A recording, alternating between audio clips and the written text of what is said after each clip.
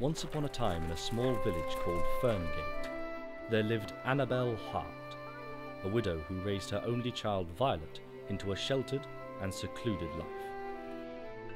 They lived in a cottage near the woods, where she worked as an apothecary for the village. One day, a severe illness befell on her. Violet did not know what to do, as her mother was the only one who provided medicine for the villagers. Mama? Mama? Desperately, she tried to search for answers in medicinal books and the symptoms that are involved in her mother's illness, but her symptoms were beyond anything she had read. Distraught and out of desperation, she asked the villagers in town if they had seen an illness like her mother's, but none of them seemed to know anything. Just as Violet was going to give up hope, things were about to turn around.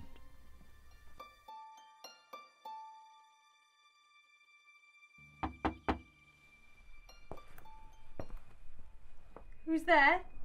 Ravinia. Ravinia the witch? Yes, my dear. I'm sorry, but Mama's unwell. You're going to have to come back another time. That is precisely why I'm here. I've heard rumours of your mother's illness, and I've come to offer my services. Now, will you be so kind as to let me in?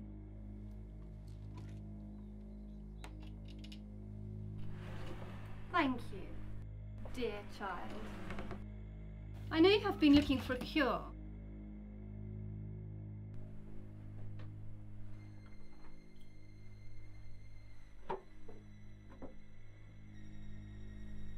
And I have one. Wait, surely you're not doing this as a favour to Mama? I've heard about your prices and what you require. I have nothing to offer. We'll get to that in a moment's time. Now, the potion that I will concoct will not only cure diseases, it will also restore youth and beauty. As I'll be making some for your mother, I will also be making some for myself. I still don't understand. Could you have not made this by yourself? Fortunately, your mother is an apothecary. She already has lots of the ingredients that I needed to source.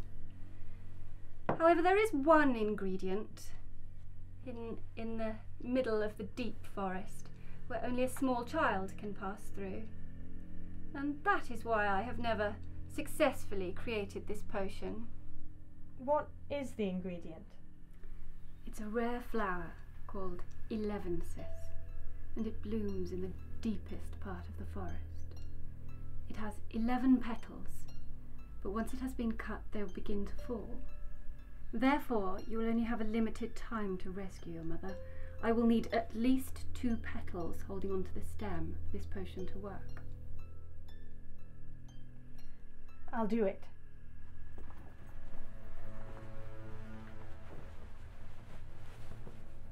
As I await your return, I'll begin brewing this potion. I must warn you, there are dark, mythical creatures in the forest. They are not accustomed to humans, so beware.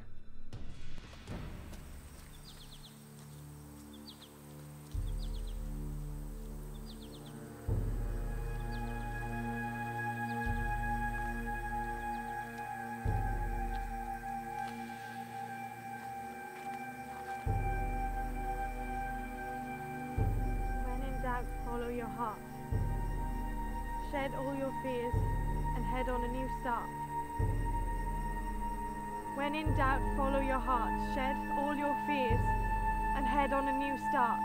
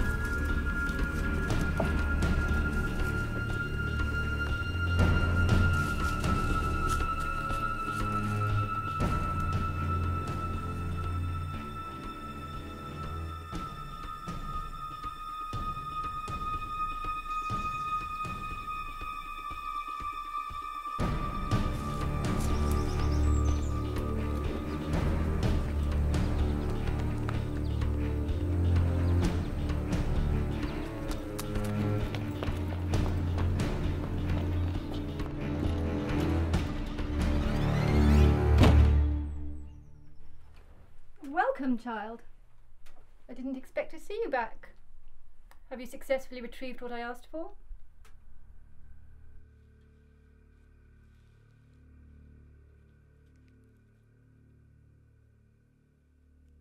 You're just in time, child.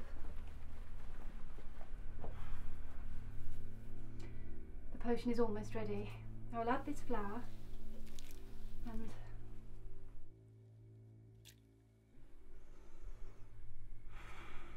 now we just need one final ingredient.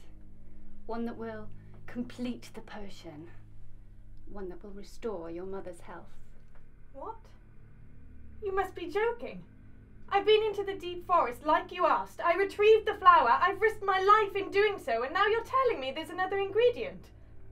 I told you before, my dear, most of the ingredients can be found in this house. And one of those ingredients is you. In order to restore a life, a sacrifice must be made. The human heart is the final ingredient that one needs. So, are you willing to sacrifice your life for your mother's?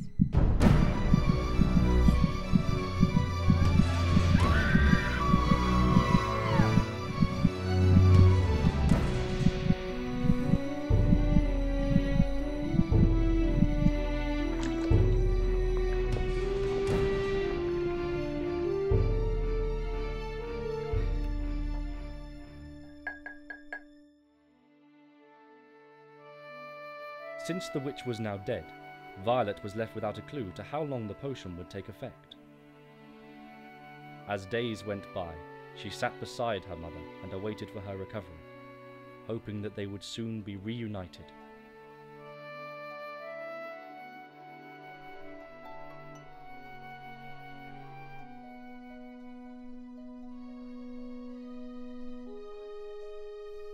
After days of waiting, Violet was finally reunited with her mother.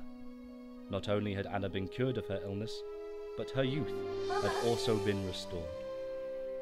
Violet and her mother then lived happily ever after.